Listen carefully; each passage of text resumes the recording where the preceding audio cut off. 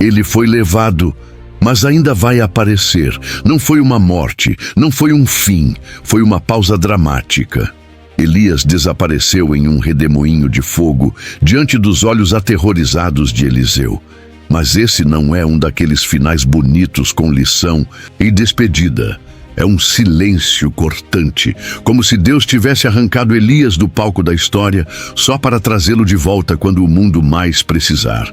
Elias não morreu. Isso por si só já é chocante.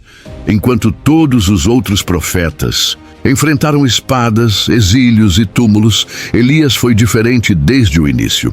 Ele apareceu de repente, sem genealogia, sem passado registrado, como se o céu o tivesse lançado direto na terra para cumprir uma missão específica. E quando essa missão foi cumprida, ele não simplesmente morreu. Ele subiu, vivo. A cena é quase inacreditável. Um carro flamejante, puxado por cavalos de fogo, rasga os céus e o leva embora. Quem viu jamais esqueceu. Eliseu caiu no chão, gritando, mas Elias sumiu, elevado aos céus por ordem direta de Deus. Nenhum túmulo, nenhum corpo, nenhum adeus. Mas por quê? Por que Deus o retiraria desse jeito? Porque Elias vai voltar. Essa não é apenas uma suposição, está na profecia. Malaquias, o último profeta do Antigo Testamento, escreveu com clareza perturbadora: Eis que eu vos enviarei o profeta Elias, antes que venha o grande e terrível dia do Senhor.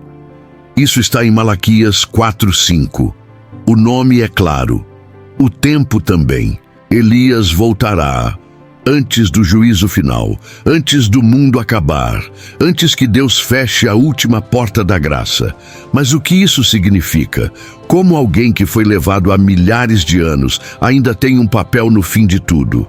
A resposta está na essência de quem Elias sempre foi. Voz em meio ao silêncio, despertador de consciências, chamado ao arrependimento. Quando Israel afundava na idolatria, Elias apareceu como um raio no meio da escuridão. Desafiou reis, confrontou sacerdotes corruptos, e quando o povo vacilava entre Baal e o Senhor, Elias gritou: até quando cocheareis entre dois pensamentos? Ele foi o confronto, o corte, o grito de Deus no deserto. E agora, segundo o Apocalipse, esse grito vai ecoar novamente. No capítulo 11 do livro de Apocalipse, lemos sobre duas testemunhas misteriosas. Elas profetizarão durante 1260 dias, vestidas de pano de saco, com poder para fechar o céu, para fazer descer fogo, para ferir a terra com pragas. E após sua missão, serão mortas em praça pública, mas 3 dias depois ressuscitarão e subirão ao céu, diante de todos. E uma pergunta atravessa os séculos: seria Elias uma dessas testemunhas? Pense comigo. Quem, senão Elias, teria o poder de fechar o céu, como fez diante de Acabe? Quem teria a autoridade profética para incendiar altares e confrontar reis com a fúria de Deus? Quem, além daquele que não morreu, poderia ressurgir no fim dos tempos como uma testemunha final antes do julgamento? Muitos estudiosos creem que sim, que Elias será uma das duas testemunhas do Apocalipse. E se isso for verdade, então a história dele ainda está em andamento. Ele foi levado, mas seu retorno está cravado no plano divino. E isso muda tudo. Significa que Deus ainda tem mensagens duras a serem ditas. Significa que haverá um último alerta, um último confronto, e que Elias, o profeta do fogo, o homem do monte, o que nunca se curvou, será a voz final. Mas, e se Elias já tivesse voltado? Jesus certa vez disse: se quereis dar crédito, João Batista é o Elias que havia de vir. Isso confundiu muita gente. Afinal, João não era Elias. Ele mesmo disse isso, mas veio no espírito e no poder de Elias. A mesma ousadia, o mesmo chamado ao arrependimento, o mesmo isolamento. Ele também gritou no deserto. Ele também confrontou reis. Ele também foi calado. Mas e se aquilo foi só um prenúncio? E se Malaquias falava de um Elias literal, o mesmo que subiu ao céu?